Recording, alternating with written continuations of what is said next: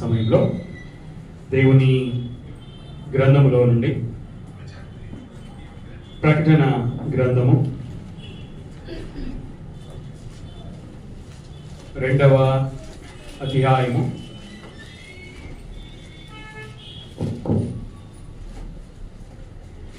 21వ వచనాన్ని మనము చదువుకుందాం. మారు మనస్సు పొందుటకు నేను దానికి సమయం ఇచ్చి తిని గాని అది తన జారత్వం విడిచిపెట్టి మారు మనస్సు పొందనల్లదు. మనము గత కొన్ని రోజులుగా తుయతైరలో ఉన్నటువంటి సంఘమును గురించి మనం చూస్తూ ఉన్నాం. ఈ సంఘాన్ని గురించి ఇది 3వ వర్తమానం.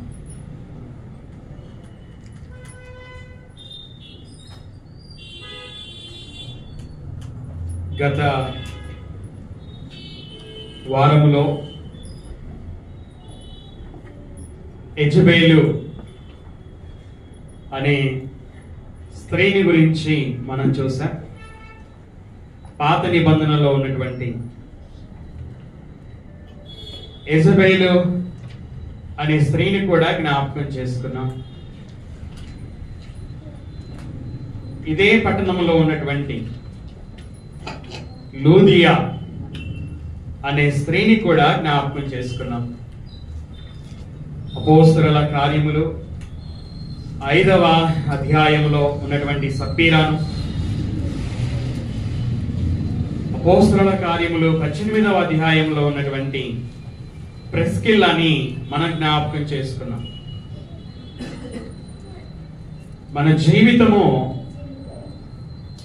యేసుక్రీస్తు యొక్క దాసులను మోసపరిచేదిగా ఉందా, లేక ఆయన దాసులకు సహకారము అందించేదిగా ఉందా అనే విషయాన్ని గత ఆదివారము మనము జ్ఞాపకం చేసుకున్నాం. ఈరోజు ఇదే సంఘము నుండి మరికొన్ని పాఠాలను మనము నేర్చుకున్నాం. చదువుకున్నటువంటి 21వ వచనంలో మారు మనస్సు పొందుటకు నేను దానికి సమయం ఇచ్చి తిని గాని అది తన జారత్వము విడిచిపెట్టి మారు మనస్సు పొందనలదు.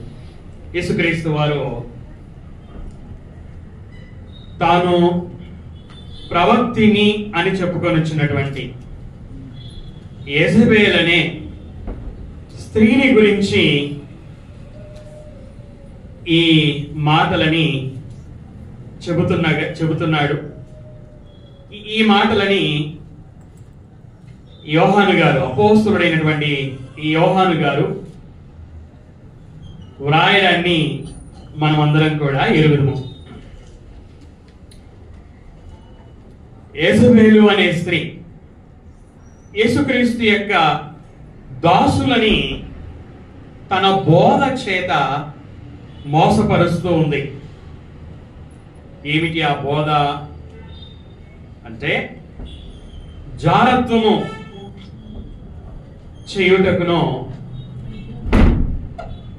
అదేవిధంగా విగ్రహములకు బలి ఇచ్చిన వాటిని తినునట్లుగా యేసుక్రీస్తు యొక్క దాసులకి బోధిస్తూ వారిని నడిపిస్తూ ఆ విధంగా మోసము చేస్తూ ఉంది. ఇది యెజబేలు యొక్క జీవితం. అయితే ఆ యొక్క స్త్రీకి యేసుక్రీస్తు వారు సమయాన్ని ఇచ్చాడు. ఎందుకు ఇచ్చాడంటే సమయాన్ని మారు మనసు పొందడానికి. ఏ విషయంలో మారు మనసు పొందడానికి? యేసుక్రీస్తు యొక్క దాసులని మోసపరుస్తుంది. మోసపరుస్తున్నటువంటి ఈ స్త్రీ ఆయన దాసులను మోసపరచకుండా తన మనస్సును మార్చుకోవడానికి సమయాన్ని ఇచ్చాడు. గత వారాలలో యేసుక్రీస్తు వారు తండ్రి అయినటువంటి దేవుని వలె సర్వము ఎరిగినవాడు అని మనం జ్ఞాపకం చేసుకున్నాం. ఇక్కడ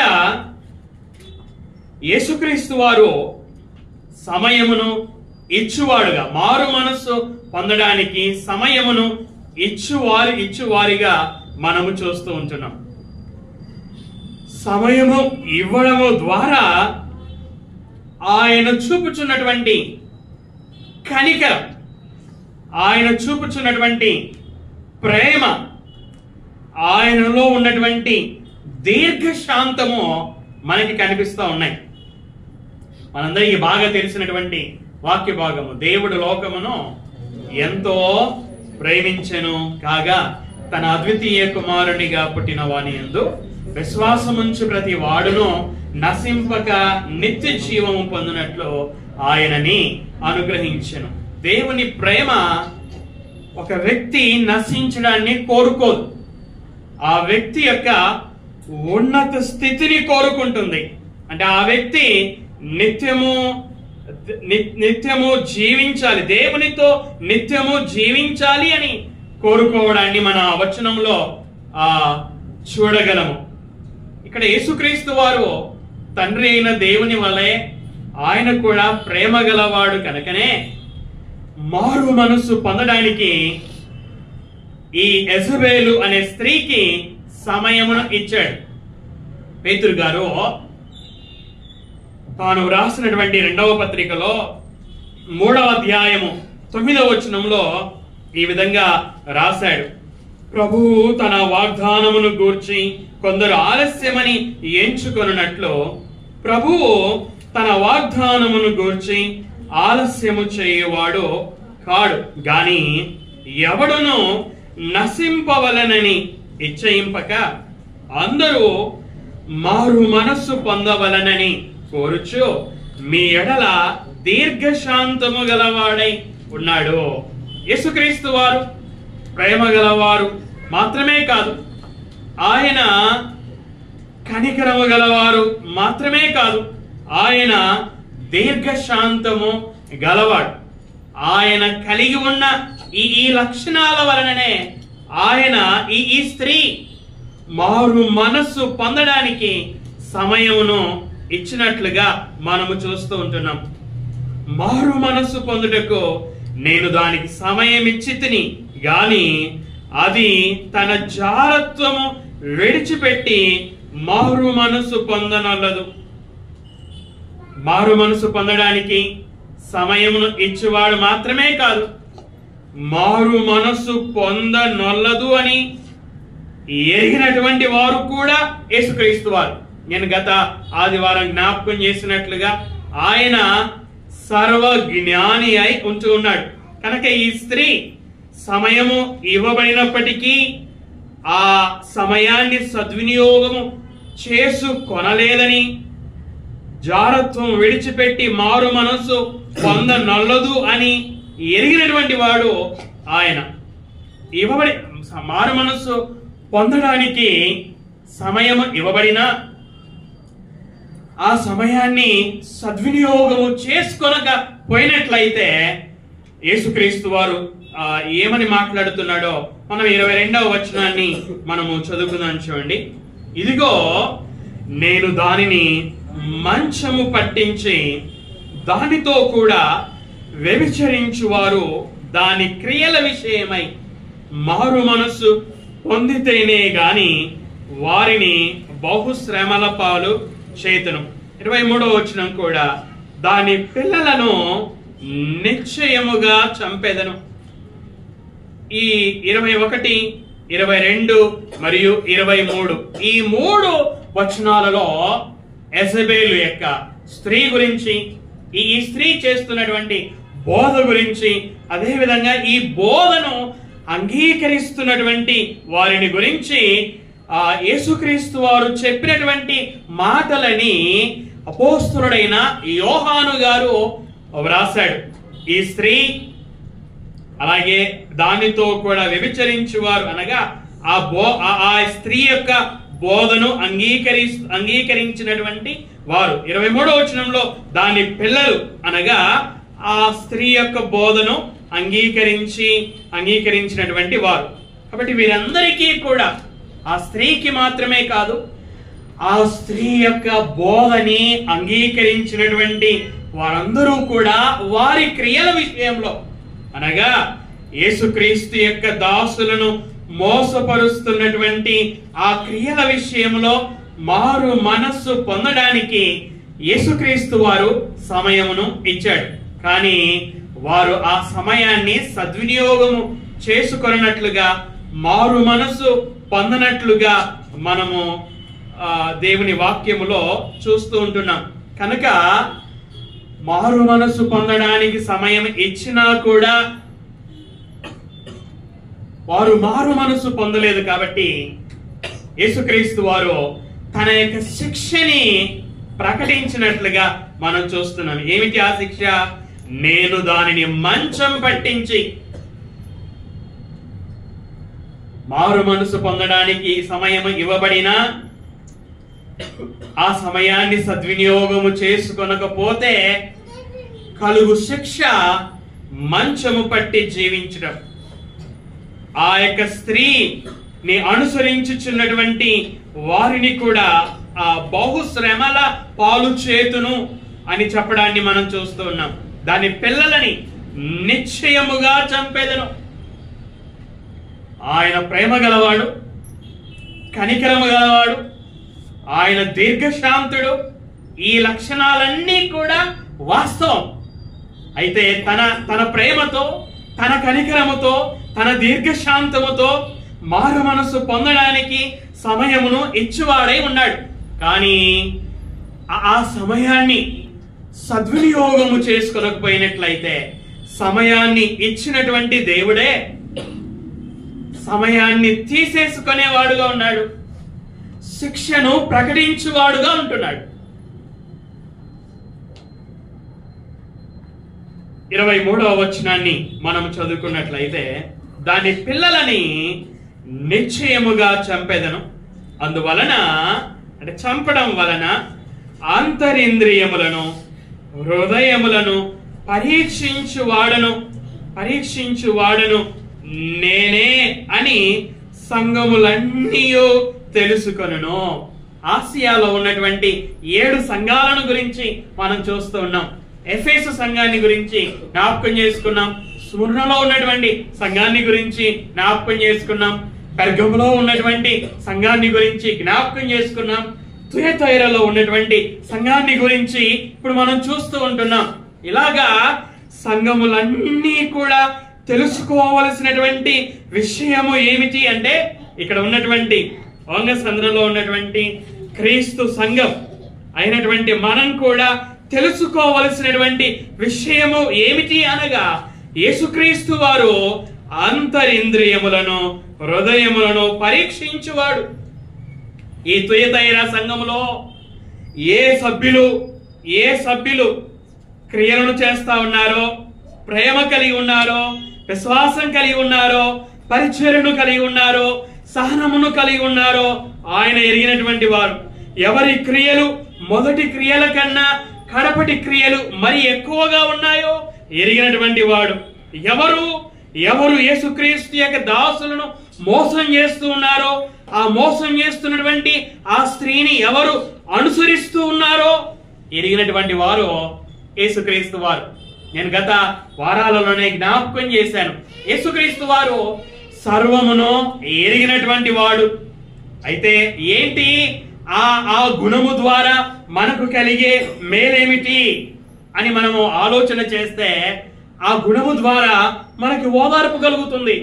యేసుక్రీస్తు వారు నా హృదయాన్ని పరీక్షించువాడు, నా అంతరింద్రియములను పరీక్షించువాడు, నేను నా స్థితిని ఎరిగినటువంటి వాడు, నా శ్రమను ఎరిగినటువంటి వాడు, నా దరిద్రతని ఎరిగినటువంటి వాడు, నేను పొందుచున్న దూషణని ఎరిగినటువంటి వాడు, ఆయన నాకు సహాయము చేస్తాడు అనే ఓదార్పు ఓదార్పు ఈ యొక్క గుణము ద్వారా మనకు కలుగుతుంది. అంత మాత్రమే కాదు, ఈ గుణము ద్వారా మనకు హెచ్చరిక కూడా కలుగుతుంది. సంఘానికి హెచ్చరిక కూడా కలుగుతుంది. సంఘం క్రియలు ఎలా చేస్తుంది, సంఘం యొక్క ప్రేమ ఎలా ఉంది, విశ్వాసం ఎలా ఉంది, పరిచర్య ఎలా ఉంది, వారి యొక్క సహనం ఎలా ఉంది, వారి మొదటి క్రియలు కడపటి క్రియలు ఎలా ఉన్నాయి అన్న విషయము కూడా ఆయన ఎరిగినటువంటి వాడు. కాబట్టి ఎవరి ప్రేమలో అయితే వర్ధిల్లడం లేదో, ఎవరి విశ్వాసం వర్ధిల్లడం లేదో, ఎవరి క్రియలు మొదటి క్రియల కన్నా ఎక్కువగా పెరగడం లేదో, ఎవరి పరిచర్య బాగోలేదో, ఎవరికి సహనము లేదో వారికి హెచ్చరిక కూడా ఈ గుణము కలగజేస్తూ ఉంది. ఈ యొక్క సంఘాలన్నీ కూడా ఆయన హృదయములను అంతరింద్రియములను పరీక్షించువాడు అని తెలుసుకోవలసినటువంటి అవసరత ఉంది అని యేసుక్రీస్తు వారు ఈ తుయతైర సంఘముతో మాట్లాడుచు ఉంటున్నాడు. 24వ వచనాన్ని 23వ వచనంలోనే మరలా మనం చదువుకుందాం. మరియు మీలో తుయతైర సంఘములో ఉన్నటువంటి మీలో ప్రతి వానికి వాని క్రియల చొప్పున ప్రతిఫలం ఇచ్చేదను. ప్రతి వానికి ఎవరైతే యెజబెల్ అనే స్త్రీ యొక్క బోధను అనుసరిస్తూ యేసుక్రీస్తు యొక్క దాసులను మోసపరుస్తున్నారో వారికి వారి క్రియల చొప్పున యేసుక్రీస్తు వారు జీతము ఇచ్చువాడై ఉంటూ ఉన్నాడు. ఎవరైతే ఆ స్త్రీ యొక్క ఆ బోధను అంగీకరించక ఆ బోధకి వారు వినిన బోధకి నమ్మకస్తులుగా ఉంటూ జీవిస్తున్నారో వారికి వారి క్రియలను బట్టి ఆయన జీతము ఇచ్చువాడై ఉంటూ ఉన్నాడు. 24వ వచనంలో అయితే తుయతైరలో కడమవారైన మీతో, అంటే ఎవరైతే ఈ యొక్క స్త్రీ యొక్క బోధను అంగీకరించకుండా వారు వినినటువంటి బోధని సువార్త ద్వారా వారు వినిన సువార్తను ఆ తర్వాత వారు వినిన బోధను వారు విడిచిపెట్టకుండా ఆ బోధను అనుసరిస్తూ ఉంటూ ఉన్నారో వారితో చెప్తా ఉన్నాడు యేసుక్రీస్తు వారు. అయితే తుయతైరలో కడమవారైన మీతో అనగా ఈ బోధను అంగీకరింపక, మన పైన 3 వచనాలలో 21, 22 మరియు 23 ఈ 3 వచనాలలో ఆ యెజబెల్ యొక్క ఆ బోధను అనుసరించు వారిని మనం చూసాము. అయితే ఇక్కడ 24వ వచనంలో ఆ బోధని అంగీకరింపనటువంటి వారు కూడా సంఘములో ఉన్నారు. ఈ సంఘములో అందరూ యెజబెల్ బోధన అంగీకరించడం లేదు. కొందరు యెజబెల్ బోధన అంగీకరిస్తున్నారు, కొందరు అంగీకరించినటువంటి వారు ఉన్నారు. అంగీకరించినటువంటి వారితో యేసుక్రీస్తు వారు మాట్లాడుతూ ఉన్నాడు. ఏమని మాట్లాడుతున్నాడు? ఈ బోధన అంగీకరింపక సాతాను యొక్క గూఢమైన సంగతులను ఎరుగమని చెప్పుకొన వారందరితో నేను చెప్పుచున్నదేమనగా. ఏం చెప్తున్నాడు ఆయన ఏమని ప్రోత్సహిస్తున్నాడు? యెజబెల్ యొక్క బోధను అంగీకరించినటువంటి విశ్వాసులను ఏ విధంగా ప్రోత్సహిస్తున్నాడు ఆయన? మీ పైని మరి ఏ భారమును పెట్టను. 25వ వచనం మనం చదువుకుంటే అర్థమవుతుంది. నేను వచ్చు వరకు మీకు కలిగి ఉన్న దానిని గట్టిగా పట్టుకొనుడి. విశ్వాసులారా, యెజబెల్ అనే బోధను అంగీకరించకుండా జీవిస్తున్నటువంటి విశ్వాసులారా, మీకు కలిగి ఉన్న దానిని గట్టిగా పట్టుకొనుడి. ఏం కలిగి ఉన్నారు వీరు? ఏం కలిగి ఉన్నారు వీరు? ఒకటి, యెజబెల్ బోధను అంగీకరించకుండా వారు వినిన సువార్తను, తర్వాత వారు విశ్వాసం ఉంచిన తర్వాత వారు వినుచున్నటువంటి ఆ బోధని అనగా దేవునికి అనుకూలమైనటువంటి బోధ విషయంలో వారు నమ్మకంగా ఉన్నారు. వారికి యేసుక్రీస్తు వారు చెబుతున్నటువంటి మాటలు ఏంటంటే, మీరు అలాగే మీకు కలిగిన దానిని గట్టిగా పట్టుకొనుడి అని ఆయన వారిని ప్రోత్సహిస్తూ ఉంటున్నాడు. మనము ఆ తుయతైర సంఘములో మనం 19వ వచనం చదువుకుంటే వారు కలిగి ఉన్నటువంటివి ఏమిటో అక్కడ వ్రాయబడి ఉన్నాయి. వారు క్రియలు చేస్తూ ఉంటున్నారు. వారు ప్రేమ కలిగినటువంటి వారు, వారు విశ్వాసం కలిగినటువంటి వారు, వారు పరిచర్య చేస్తున్నటువంటి వారు, వారు సహనము కలిగినటువంటి వారు. వారి మొదటి క్రియలు కన్నా వారి కడపటి క్రియలు మరి ఎక్కువ అయ్యాయి అని మనము గత వారాలలో జ్ఞాపకం చేసుకున్నాం. మొదటి క్రియల కన్నా తర్వాత క్రియలు మరి ఎక్కువయ్యాయి అంటే వారి ప్రేమ వర్ధిల్లింది, వారి విశ్వాసం వర్ధిల్లింది, వారి సహనం లో ఇంకా వారు మార్పు పొందారు, వారి పరిచర్య వర్ధిల్లింది. కనుకనే వారు వారి మొదటి క్రియల కన్నా వారి కడపటి క్రియలు మరి ఎక్కువగా అయ్యాయి. ఇవి ఈ సంఘములో కొంతమంది విశ్వాసులు వీటిని కలిగి ఉన్నారు. కనుక యేసుక్రీస్తు వారు ఆ విశ్వాసులతో చెబుతూ ఉన్నాడు, మీకు కలిగి ఉన్న వాటిని మీరు ఏమంటున్నాడు, నేను వచ్చే వరకు మీకు కలిగి ఉన్న వాటిని గట్టిగా పట్టుకొనుడి. ఎంతవరకు పట్టుకోవాలంట? నేను వచ్చే వరకు, లేక మీరు ప్రాణముతో ఉన్నంత వరకు గట్టిగా పట్టుకొనుడి. మీరు యెజబెలు బోధన అంగీకరించకుండా జీవిస్తున్నారు కదా, అలాగే జీవించండి. నేను వచ్చే వరకు, మీరు ప్రాణముతో ఉన్నంత వరకు అలాగే జీవించండి అని యేసుక్రీస్తు వారు ప్రోత్సహించుచు ఉంటున్నాడు. 26వ వచనాన్ని మన చదువుకు మునుపుగా, మీకు కలిగి ఉన్న దానిని గట్టిగా పట్టుకొనుడి, అది మాత్రమే నేను కోరుకొనుచున్నాను, మీ పైని మరి ఏ భారమును పెట్టను అని యేసుక్రీస్తు వారు ఆ సంఘమును ప్రోత్సహించుచు ఉంటున్నాడు. 26వ వచనం, నేను నా తండ్రి వలన అధికారము పొందినట్టు జయించుచు అంతము వరకు నా క్రియలు జాగ్రత్తగా చేయడానికి నా జనుల మీద అధికారము ఇచ్చేదను. అతడు ఇనుపదండముతో వారిని ఏలను, వారు కుమ్మరవాణి పాత్రల వలె పగులగొట్టబడుదురు, మరియు అతనికి వేకువ చుక్కను ఇచ్చేదను. యేసుక్రీస్తు వారు ప్రతి సంఘానికి వాగ్దానం చేసినట్లుగా ఎఫెసులో ఉన్న సంఘానికి వాగ్దానం చేశాడు, స్మరణలో ఉన్న సంఘానికి వాగ్దానం చేశాడు, పెర్గములో ఉన్న సంఘానికి వాగ్దానం చేశాడు, తుయతైరలో ఉన్న సంఘానికి కూడా వాగ్దానం చేస్తా ఉన్నాడు. ఈ సంఘానికి ఏమని వాగ్దానం చేస్తున్నాడు? నేను నా తండ్రి వలన అధికారం పొందాను, అలాగే నేను నా తండ్రి వలన అధికారం పొందినట్టు సంఘములో ఏ విశ్వాసులైతే జయ విశ్వాసులైతే జయ జీవితము జీవిస్తూ ఉన్నారో వారికి నేను జనుల మీద అధికారము ఇచ్చేదను అని చెప్తా ఉన్నాడు. ఇక్కడ రెండు విషయాలు, జయించే విశ్వాసికి, అదే విధంగా అంతము వరకు యేసుక్రీస్తు యొక్క క్రియలని జాగ్రత్తగా చేయు విశ్వాసులకి ఆయన అధికారము ఇస్తాడట. మొదటిది జయించు విశ్వాసులకి. ఏం జయించే విశ్వాసులకి? ప్రత్యేకంగా ఈ సంఘములో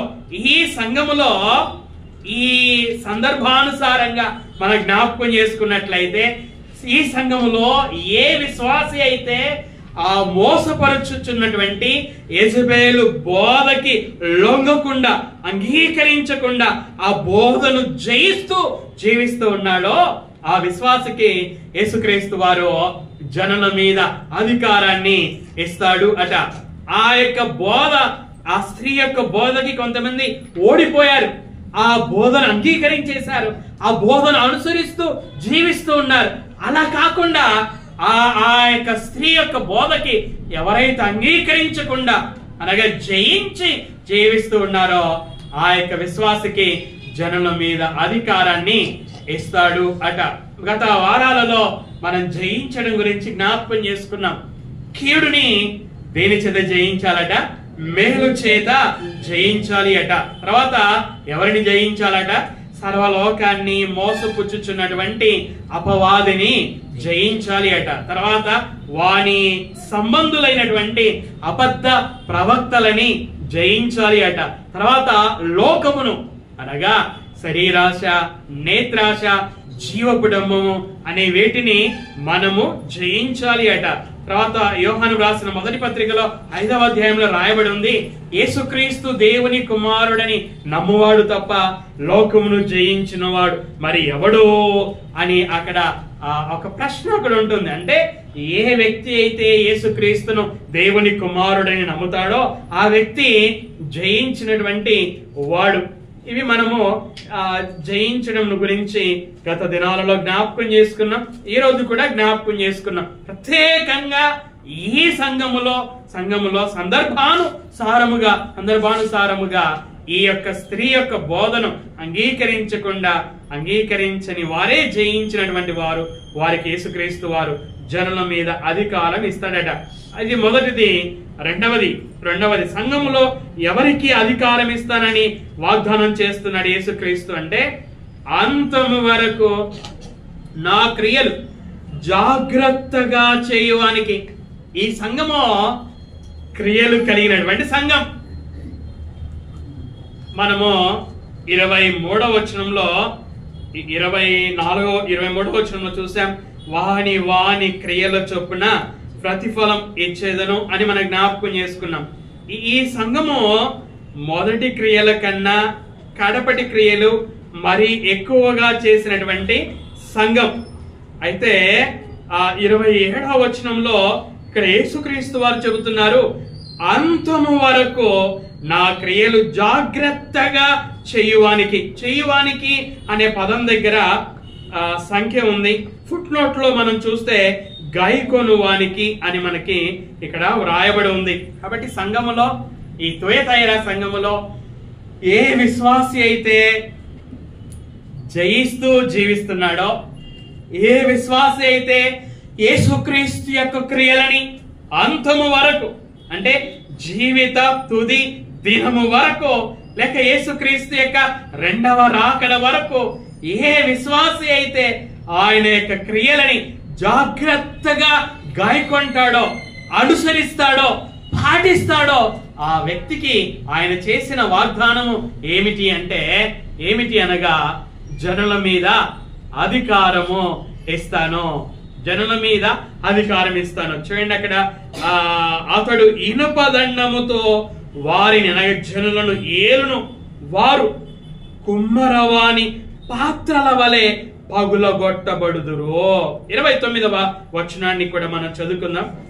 ఇక్కడ కూడా వాగ్దానాన్ని ఆయన ఇస్తున్నట్లుగా మనం చూస్తున్నాం. మరియు అతనికి అనగా ఎవరైతే జయించుచు, ఎవరైతే యేసుక్రీస్తు యొక్క క్రియలని అంతం వరకు జాగ్రత్తగా చేస్తూ జీవిస్తూ ఉన్నారో వారికి ఏం చేస్తాడంటే ఆయన అతనికి వేకువ చుక్కను ఇచ్చేదను.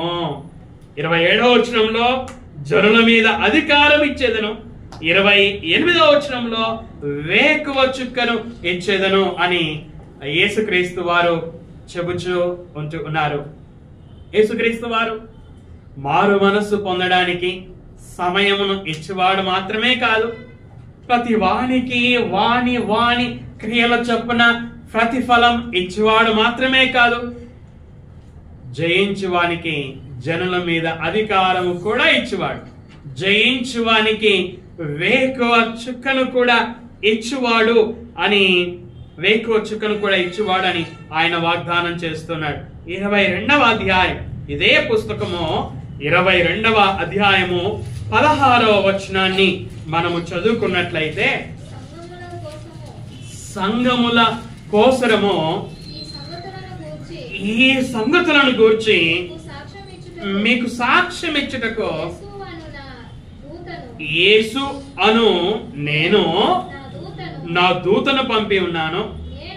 నేను దావీదు, యేసుక్రీస్తు వారి గురించి ఇక్కడ అపోస్తలుడైన యోహాను గారు వ్రాసినటువంటి మాటలు, నేను దావీదు వేరు చిగురును, సంతానమును, ప్రకాశమానమైన వేకువ చుక్కయునై ఉన్నాను. యేసుక్రీస్తు వారు ఏమై ఉన్నారట? ప్రకాశమానమైన వేకువ చుక్కై ఉన్నాడు అట. ఆయన ఏమన్నాడు? ఏ విశ్వాస అయితే జయిస్తో,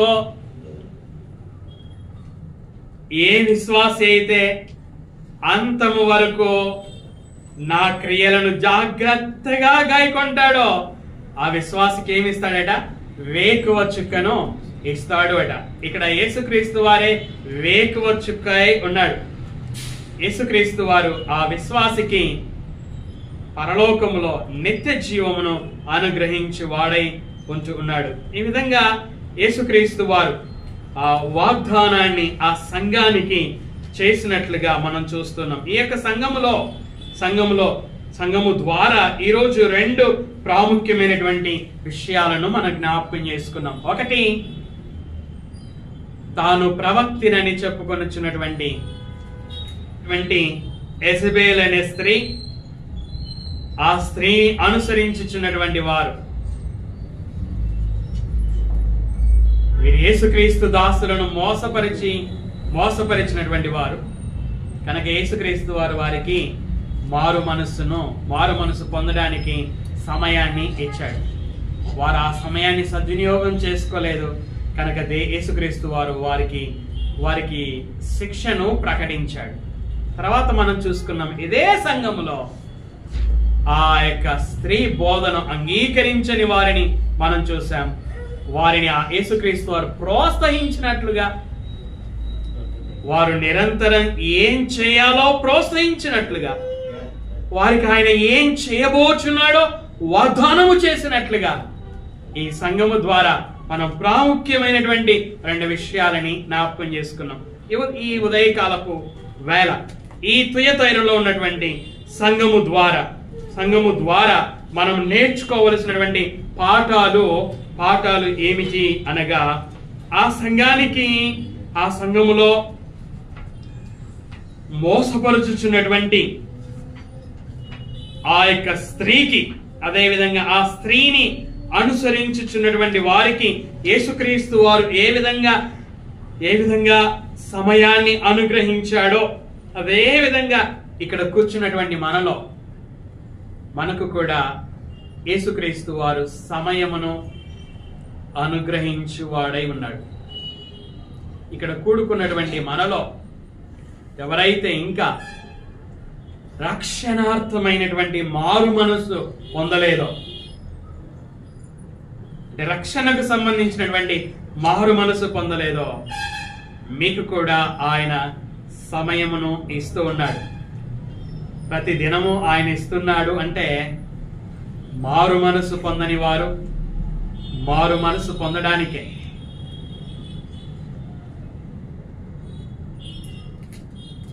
డిసెంబర్ 31 మనము దేవునికి స్తుతులు చెల్లిస్తూ ఉంటాం. తర్వాత 1వ తేదీలోనికి మనం ప్రవేశిస్తానే మరి దేవుడు నాకు మరొక సంవత్సరాన్ని ఇచ్చాడు అని మనం జ్ఞాపకం చేసుకొని ఉంటాం. అయితే ఆయన సమయము ఇవ్వడానికి గల కారణము ఏమిటి అంటే, ఎవరైతే ఇంకా రక్షణార్థమైనటువంటి మారు మనసు పొందలేదో వారు రక్షణార్థమైన మారు మనసు పొందడానికి సమయం ఇస్తున్నాడు. లూకాసు వార్త 13వ అధ్యాయంలో మనము యేసుక్రీస్తు వారు చెప్పినటువంటి విషయాలను జ్ఞాపకం చేసుకుంటాం కదా. ఒక యజమానుడు ద్రాక్ష తోటలో ఏమేశాడట? ద్రాక్ష తోటలేనా? లూకాసు వార్త 13వ అధ్యాయము, లూకాసు వార్త 13వ అధ్యాయము, ద్రాక్ష తోటలో అంజూరపు చెట్టు ఒకటి నాటబడి ఉండెను. అతడు దాని పండ్లు వెదక వచ్చినప్పుడు ఏమీయో దొరకలేదు గనక అతడు, ఇదిగో 3 ఏండ్ల నుండి నేను ఈ అంజూరపు చెట్టున పండ్లు వెదక వచ్చుచున్నాను, గాని ఏమీయూ దొరకలేదు. దీనిని నరికివేయము, దీని వలన ఈ భూమియు ఏల వ్యర్థమై పోవలనని ద్రాక్ష తోట మాలితో చెప్పాను. అయితే వాడు, అయ్యా, నేను దాని చుట్టూ త్రవ్వి ఎరువు వేయి మట్టుకు ఈ సంవత్సరం కూడా ఉండనేమో. ఇక్కడ ఈ సంవత్సరం కూడా ఉండనేమో. ఎందుకు 1 సంవత్సరం ఎందుకు ఉండనివ్వాలి అంటే, అది ఫలించడానికి. అది ఫలించిన సరే లేని ఎడల నరికించి వేయమని అతనితో చెప్పాను. మారు మనసు పొందడానికి ఇక్కడ ఒక సంవత్సరం ఇవ్వబడడానికి గల కారణం ఫలించని చెట్టు ఫలించడానికి. అలాగే దేవుడు మనకి ఒక సంవత్సరం, ఒక నెల, ఒక దినం, ఒక గంట, ఒక నిమిషం, ఒక సెకండ్ మనకు ఇస్తూ ఉన్నాడు అంటే మనము మారు మనసు పొందనటువంటి మనము మారు మనసు పొందాలి అని. మొదటిది ఇది. రెండవది, రక్షణ పొందినటువంటి మనం కూడా ప్రతి దినము మన జీవితంలో మన మనస్సును మార్చుకొనుచు ఉండాలి. చూడండి, రోమీలకు రాసినటువంటి పత్రిక 12వ అధ్యాయము 1-2 వచనాలు చదవండి. కాబట్టి సహోదరులారా, పరిశుద్ధమును దేవునికి అనుకూలమునైన సజీవ యాగముగా మీ శరీరములను ఆయనకు సమర్పించుకొనుడని దేవుని వాత్సల్యమును బట్టి మిమ్మును బతిమాలుకొనుచున్నాము. ఇటు సేవ మీకు యుక్తమైనది. మీరు విశ్వాసులైనటువంటి మీరు ఈ లోక మర్యాదను అనుసరింపక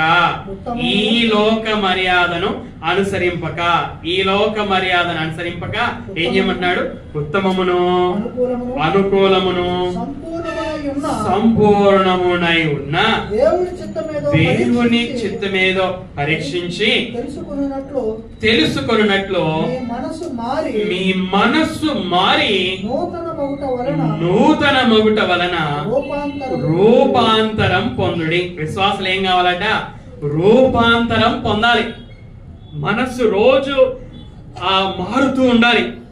పరిశుద్ధాత్ముడికి మనము లోబడితే పరిశుద్ధాత్ముడు, వినండి, విశ్వాసులమైన మనలో నివసించుచున్న పరిశుద్ధాత్ముడు మనం వినుచున్నా, మనం చదువుచున్నా దేవుని వాక్యము ద్వారా మన మనస్సును మారుస్తూ ఉంటాడు, మనల్ని నూతన పరుస్తూ ఉంటాడు.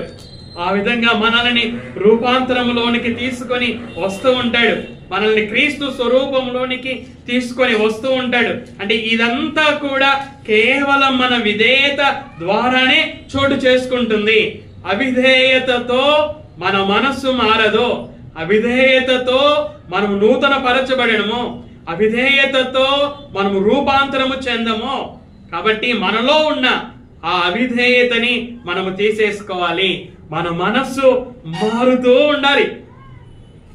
రక్షణార్థమైన మారు మనసు కాదు, రక్షణ పొందిన తర్వాత కూడా మన మనస్సు మారుతూ ఉండాలి. సమయానికి రాకుండా ఉంటున్నటువంటి మనం సమయానికి వచ్చే విధంగా మన మనస్సును మార్చుకోవాలి. మనము వస్త్రాల విషయంలో మన మనస్సును మనం మార్చుకోవాలి.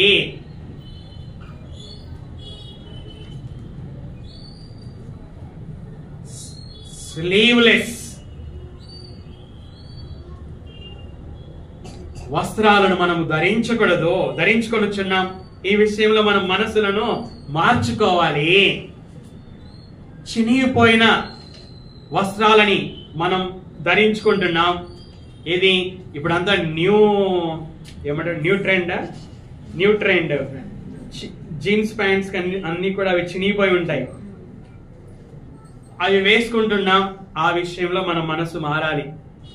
మన లోక సంబంధులం కాదు, మనము దేవుని సంబంధులం. కాబట్టి అలాంటి వస్త్రాలను మనము ధరించుకోకూడదు. పాతకాలంలో బట్టలు చినిగిపోయినాయంటే ఎంత పేదవాళ్ళు అని కనికరం వచ్చేది వాళ్ళ మీద. ఈరోజు అది ఫ్యాషన్ అయిపోయింది కదా, పూర్తిగా మారిపోయింది. ఇది ఏమైనా చినిగిపోయిన వస్త్రాలు మనం వేసుకొని ఉన్నామా? ఆ విషయంలో మనము మన మనస్సును మార్చుకోవాలి. అదేవిధంగా అమ్మాయిలలాగా మన శరీరములోని అవయవాలకి మనము అలంకరణ చేసుకుంటున్నామా? అంటే ముక్కులకి ముక్కు పోగులు, చెవులకి చెవు పోగులు అవి మనం కొట్టించుకుంటున్నామా? ఆ విషయంలో మనం మనసును మార్చుకోవాలి. పురుషులు పురుషులాగానే ఉందాం, స్త్రీలు స్త్రీలలాగానే ఉందాం. స్త్రీలు పురుషుల వేషాలు వేసుకోకూడదు, పురుషులు స్త్రీల వేషాలు వేసుకోకూడదు. కనుక మన మనసు మారాలి. విశ్వాసులమైన మన మనసు మారాలి. దయచేసి పిల్లలకి, తల్లిదండ్రులారా, మీ పిల్లలకి, మగ పిల్లలకి ఆడపిల్లల్లాగా చెవులకి కుట్టించవద్దండి. ఆ విషయంలో మీ మనసును మార్చుకోండి. దేవుని పట్ల భయం కలిగినటువంటి వారముగా, భక్తి కలిగినటువంటి వారముగా మనము కనిపించేటట్లుగా మన మనస్సును మనం మార్చుకుందాం.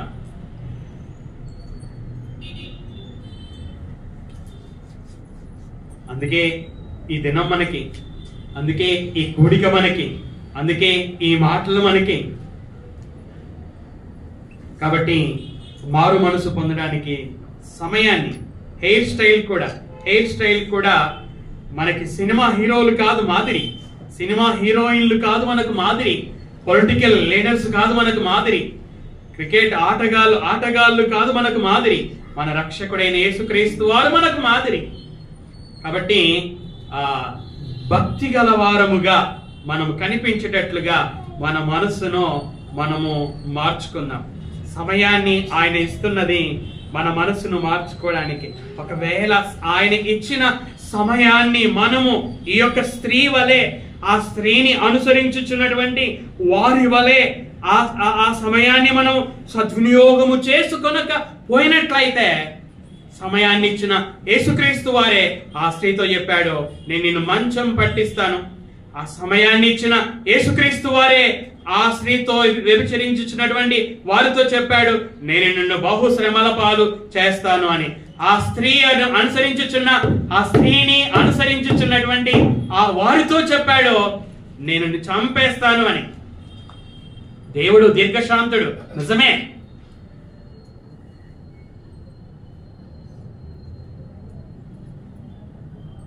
మారు మనసు పొందడానికి ఆయన దీర్ఘశాంతం కలిగి ఉన్నాడు. కానీ మారు మనసు పొందకపోతే దీర్ఘశాంతము కలిగినట్టు దేవుడే శిక్షించువాడుగా కూడా ఉంటున్నాడు, దహించు అగ్ని అయి కూడా ఉంటున్నాడు.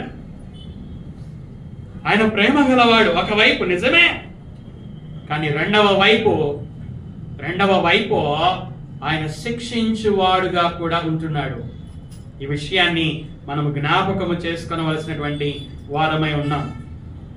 కాబట్టి ఈ పాఠాన్ని మనం నేర్చుకోవాలి. ఎవరైతే రక్షణ పొందలేదో, దేవుడు మీకు ఈ దినాన్ని ఇచ్చింది, ఈరోజు ఈ మాటలు వినిపిస్తుంది, మీరు రక్షణ విషయమై మారు మనసు పొందడానికి. ఎవరైతే బాప్తిస్వము తీసుకొని ఇంకా బాప్తిస్వం తీసుకోకుండా ఉన్నారో వారు బాప్తిస్వము తీసుకోవడానికి దేవుడు ఈ ఉదయకాలపు వేళ మాట్లాడుతూ ఉన్నారు.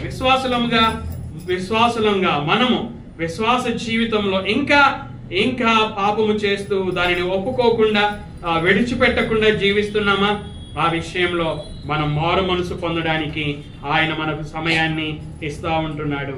అంత మాత్రమే కాదు, ఈ సంఘము ద్వారా మనం నేర్చుకోవాల్సినది, యేసుక్రీస్తు వారు మన అంతరింద్రియములను, మన హృదయములను పరీక్షించువాడుగా ఉంటున్నాడు.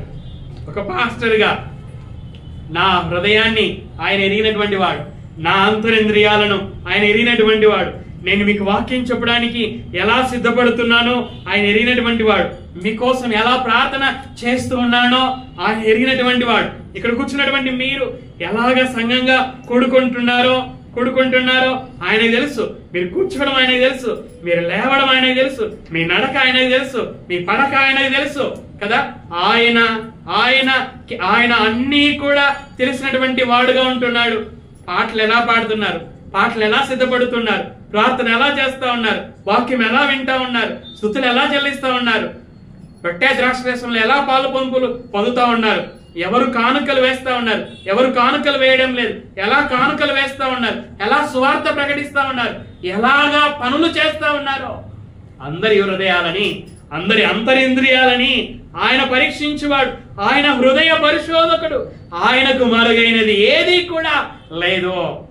నాకు మరుగ్గా ఉండొచ్చు, మీరు నాకు మరుగ్గా ఉండవచ్చు, నన్ను మోసం చేయొచ్చు మీరు, కానీ దేవుణ్ణి కాదు కదా.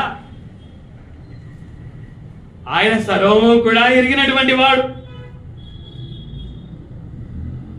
ఈ విషయాన్ని ఇక్కడ ఉన్నటువంటి మనం అందరము కూడా జ్ఞాపకం పెట్టుకోవాలి. తండ్రి అయినటువంటి దేవుడు, అదేవిధంగా ఆయన కుమారుడైన యేసుక్రీస్తు వారు మన హృదయములను, అంతరింద్రియములను అనగా శరీరము లోపల ఉన్నటువంటి అవయవాలను కూడా, మన కంటికి కనిపించని అవయవాలను కూడా ఆయన ఎరిగినటువంటి వాడు. దావీదు అన్నాడు, నాకు తలంపు పుట్టక మునుపే నా మనసును నీవు ఎరిగితివి, నా నోట నాలుకకు మాట రాక మునుపే నీకు తెలుసు.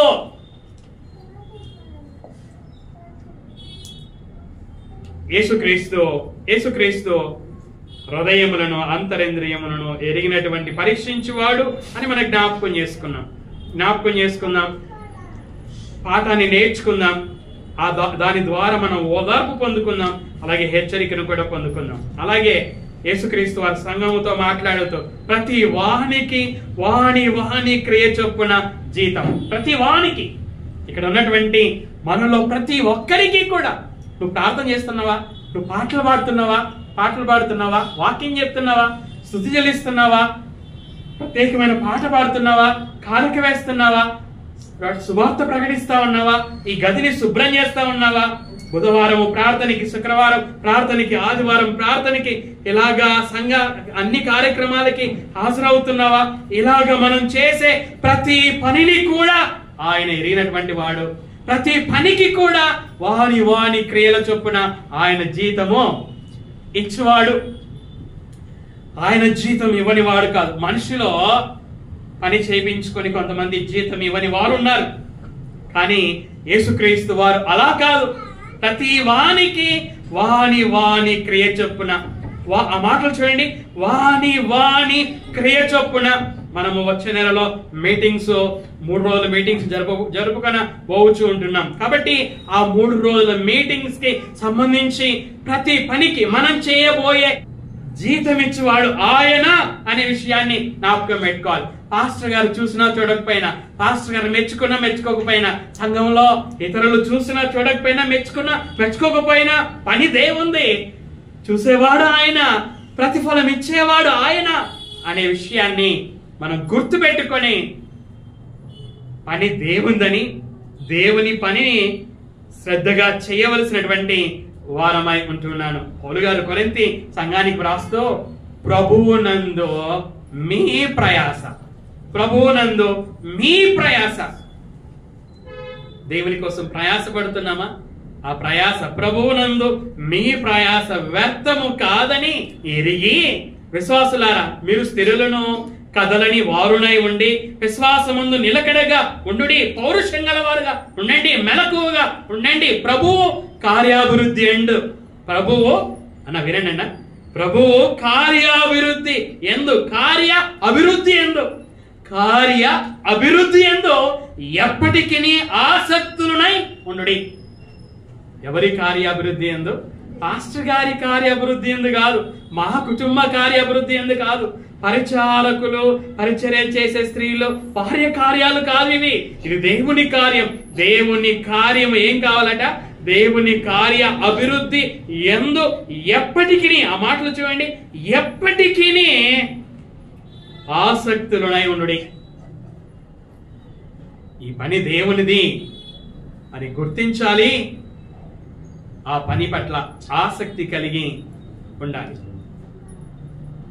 ప్రతి వానికి వాని క్రియ చొప్పున జీతం యేసుక్రీస్తు వారికి ఇస్తారు అని మనం జ్ఞాపకం పెట్టుకొని పని చేయాలి. తర్వాత నేర్చుకోవాల్సిన పాఠం, మనకు కలిగి ఉన్న దానిని గట్టిగా మనం పట్టుకుందాం. దేవుడు పరిశుద్ధాత్ముడి ద్వారా మనకి ఏ వరమైతే ఇచ్చాడో, సంఘ క్షేమాభివృద్ధి కొరకై ఏ వరమైతే ఇచ్చాడో, బోధించే వరం ఇచ్చాడా, పరిచర్య చేసే వరం ఇచ్చాడా, హెచ్చరించే వరం ఇచ్చాడా, ఏ వరమైతే ఇచ్చాడో ఆ వరాన్ని ఏం చేద్దాం? ఉపయోగించడానికి అందుబాటులో ఉందాం, ఉపయోగిద్దాం. ఈ మాటలు నేను మరలా జ్ఞాపకం చేస్తున్నాను. వరం ఉంది, కానీ నువ్వు అందుబాటులో లేవు. అందుబాటులో లేకపోతే ఎలా ఉపయోగిస్తావు? అందుబాటులో లేకపోతే నువ్వు ఎలా ఉపయోగిస్తావు? వరమున్న నువ్వు సంఘంగా కూడుకోకుండా, సంఘంగా కూడుకోవాల్సిన సమయంలో సంఘంగా కూడుకోకుండా నువ్వు ఎక్కడో ఉంటే ఆ వరాన్ని నువ్వు ఉపయోగించలేవు కదా. ఉపయోగించకపోతే సంఘానికి క్షేమము కలగదు కదా. అలాంటప్పుడు ఆ వరం నిష్ప్రయోజనం కదా.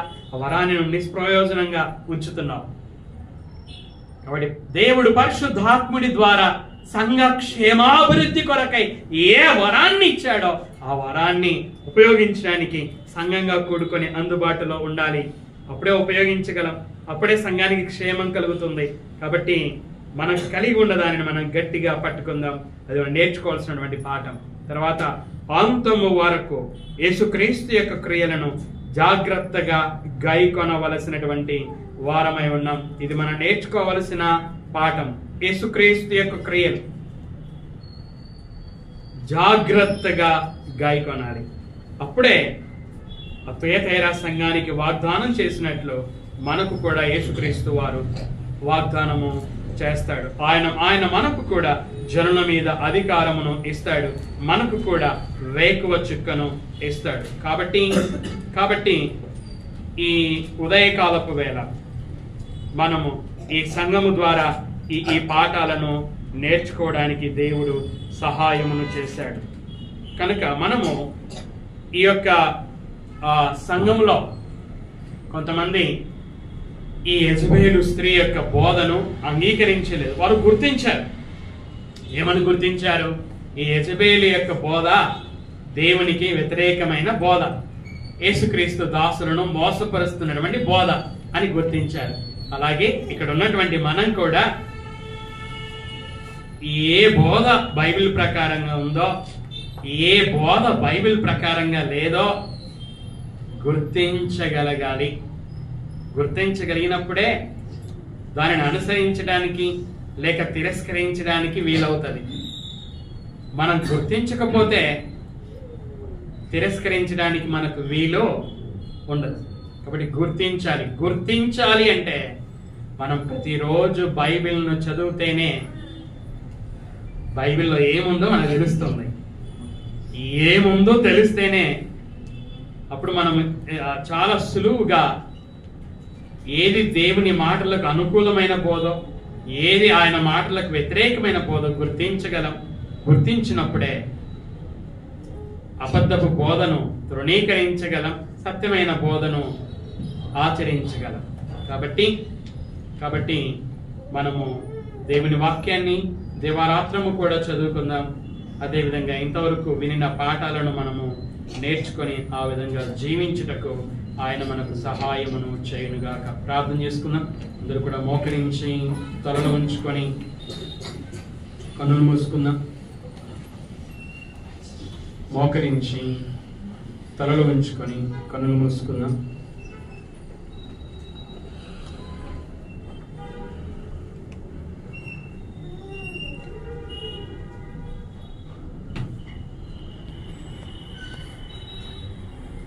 కొన్ని సెకండ్లు